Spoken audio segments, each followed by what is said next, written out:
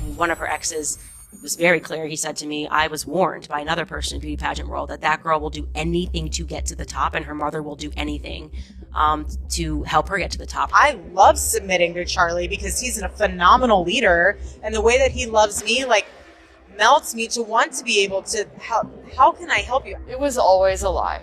She worked for TPUSA, she co-hosted sometimes with Charlie, and she even made content of her own. Once he died, she immediately took his role as the head of TPUSA. Candace Owens has made a new claim about Erika Kirk that is causing many people to look at Charlie's relationship in a completely different way. According to Candace, the situation may not have been a typical marriage story that simply developed over time. She suggests that Erika may have influenced or groomed Charlie from the very beginning, and that the timeline Erika has publicly shared about her age might not be accurate. If Candace's claim about Erika possibly misrepresenting her age is true, it could significantly change how people interpret the timeline of when she first became close to Charlie. Because of this, many viewers have started revisiting older interviews and clips where Erika spoke about how their relationship first began. However, what has unsettled many people the most is not just the question surrounding Erika's age. It is also the allegation that she may have taken advantage of the age difference between them and gradually positioned herself in Charlie's life over time. Candace also pointed to a particular moment that she believes reveals how carefully the situation may have unfolded.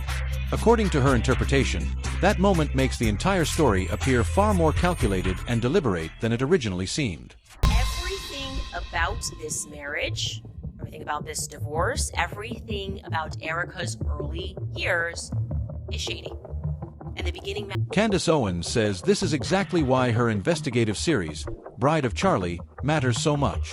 In episode 4, she highlighted something unusual that many people say had never been publicly discussed before. According to Candace, there appears to be roughly a 10-year period during Erika Kirk's childhood where her birthday is recorded incorrectly across several court and child support documents. In those records, Erika's birth date is listed as November 22, 1988, while the date most commonly associated with her today is November 20th. Candace pointed out that the discrepancy is particularly strange because some of the records involved are official court documents, including child support filings. Normally, information in those documents, especially basic details such as a child's birth date, must be recorded accurately. Because of that, the repeated appearance of a different date raised questions for viewers of the series. To support her claims, Candace shared images of the documents she referenced. After that, the conversation around the issue quickly intensified online. Some of Erika's supporters had initially suggested that the inconsistencies could simply be clerical mistakes. However, Candace argued that certain details in the documents looked unusual, pointing to edits on some pages and missing elements that are typically expected in legal paperwork. According to Candace, the lack of consistent records during that period makes it difficult to clearly verify Erika's age for several years of her childhood. At first, the issue might appear minor, but Candace claims that these inconsistencies contribute to a larger pattern she believes raises questions about Erika's public narrative. Candace also connects this claim to the timeline of Erika's relationship with Charlie Kirk. While Erika has often described their story as a straightforward romance that grew naturally over time, Candace argues that when the timelines, interviews, and public statements are compared closely, they raise additional questions. From Candace's perspective, the relationship may not have unfolded as simply as it has been described publicly. Going through her exes, you can see like she was going to be with somebody. She was, okay, you're going to the NFL, you're going to the MLB, we can be on The Amazing Race together. You will see very clearly she is not dating a regular guy ever, okay? Her goal was to make... Here's where many people say the pattern begins to make sense. When you look at Erika's past relationships, Charlie Kirk appears very different from the type of people she had previously dated. Before meeting him, Erika was often linked to professional athletes, entertainers, and figures connected to politics. One of the most talked about relationships was with professional baseball player Tyler J.T. Massey. Erika once described him as her favorite human, her best friend, and an incredible boyfriend. Because of the engagement-style photos the two shared, many people believed their relationship was serious and possibly headed toward marriage. Before that, Erika was reportedly involved with people connected to the same Hollywood circles she moved in while appearing on reality television. At one point, photos also circulated online suggesting that she had dated Cabot Phillips, who later became a prominent figure within Charlie's organization, Turning Point USA, TPUSA. These past connections have led some observers to take a closer look at the pattern of the relationships she formed during that period. According to Candace Owens, these relationships may not have been random. She argues that Erika deliberately built connections with influential or high-profile individuals because those relationships could help advance her career or social status.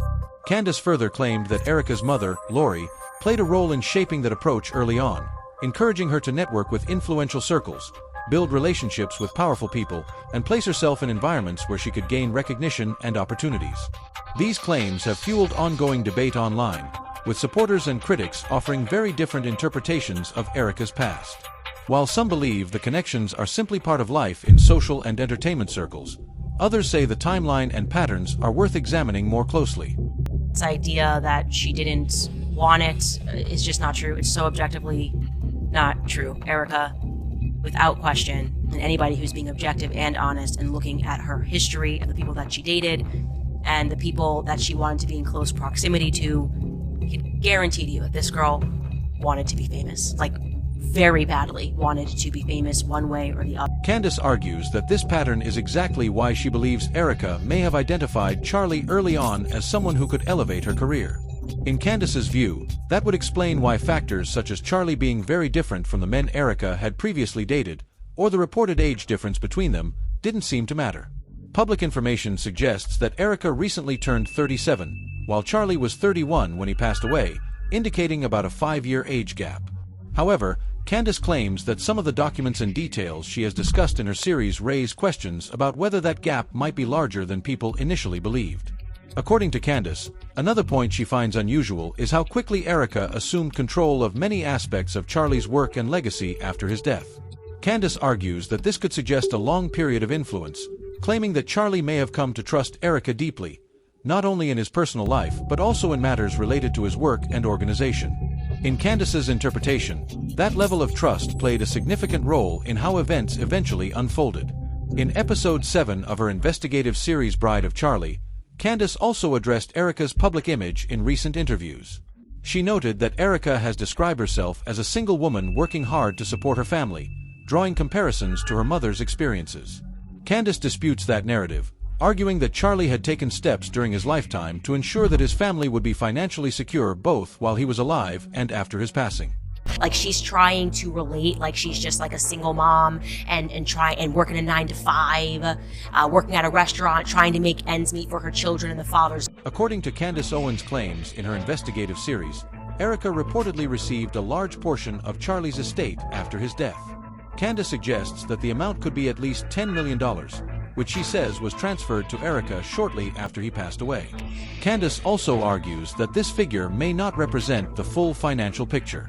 She points out that there may have been additional sources of support, such as life insurance benefits, as well as donations that reportedly came in from Charlie supporters, friends, and fans. Beyond the financial aspect, Candace also highlighted how Erika quickly stepped into a visible role connected to Charlie's work and public platform. According to Candace, Erika assumed responsibilities tied to the organization and its audience within days of his passing, something she believes further adds to the questions surrounding the situation. This is an insult to Charlie because it implies he had nothing, it did not have their affairs in order at all. He just had kids and was just like, oh, well, if anything happens to me, I hope my wife is able to assume my role. No, Charlie always had his financial house in order. However, according to Candace's perspective, gaining that level of trust from Charlie would not have happened overnight. She argues that it may have started with smaller details that helped shape the image Erika presented publicly. Candace claims that this included the way Erika described her childhood, often portraying it as more difficult than some records or accounts might suggest. Candace also alleges that Erika may have presented parts of her past, such as her dating history, in a way that made her appear more aligned with Charlie's values and his vision of a traditional Christian partner. In Candace's view, these details helped create a narrative that made their relationship seem like a natural and perfect match. Candace further suggests that there may have been aspects of Erika's past that Charlie himself may not have been fully aware of. According to her interpretation, if certain details had been known earlier, the course of their relationship might have been very different. Charlie had to deal with the kids. Wasn't Erika home? Couldn't Erika have gotten him back down if you had an appointment to make? Perhaps, maybe she was like, no, it's your turn, you deal with it. He said the next morning when he snuck in, he grabbed his wedding band. again, minor detail, but I asked myself, why was his wedding band off? She suddenly apparently had a clear enough mind to decide that she wanted to take the board to a vote to make her the CEO. According to Candace's supporters, the situation began to look very different once the details from her investigation were presented together. They argue that when those claims and documents were discussed publicly, some people started questioning whether Charlie had truly understood every aspect of Erika's past. Online reactions quickly followed. On platforms like Twitter and Reddit, commenters began sharing their own interpretations of Candace's claims. Some critics argued that Erika's past relationships with well-known or influential figures suggested she was strongly focused on fame and public recognition. Others were more direct in their criticism, accusing her of being dishonest and claiming that more inconsistencies were continuing to surface. The debate intensified as additional clips and interviews resurfaced online. One video that gained attention showed Charlie and Erika speaking together on his podcast about finances within a marriage. During the conversation, Charlie explained his belief, based on his traditional Christian views, that the husband should generally manage the household finances. Erika, however, pushed back on that idea, arguing that in some situations the woman might be better suited to handle those responsibilities. While the exchange may have seemed like a normal disagreement between spouses, many viewers began analyzing it more closely in light of Candace's claims.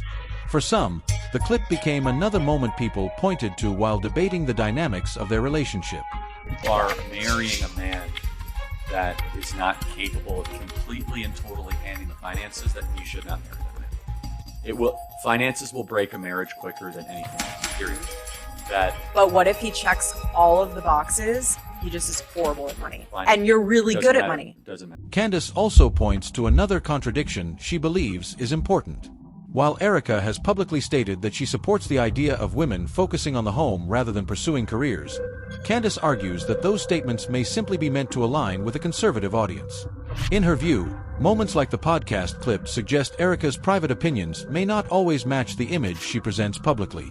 According to Candace, small disagreements like the one in that clip could have gradually influenced the dynamics of the relationship over time. She believes those moments reveal how Erika may have slowly shaped Charlie's trust and perspective within their partnership. Candace further claims that Charlie eventually began to grow suspicious about certain matters. In her investigative series, she said that Charlie had reportedly ordered a full audit of TPUSA's finances only weeks before his death. However, Candace argues that he passed away before the investigation could be completed. She also alleges that after Charlie's death, Erika stepped into his office and the audit was effectively halted. According to Candace, this was not accidental but part of a larger plan she believes had been unfolding for years.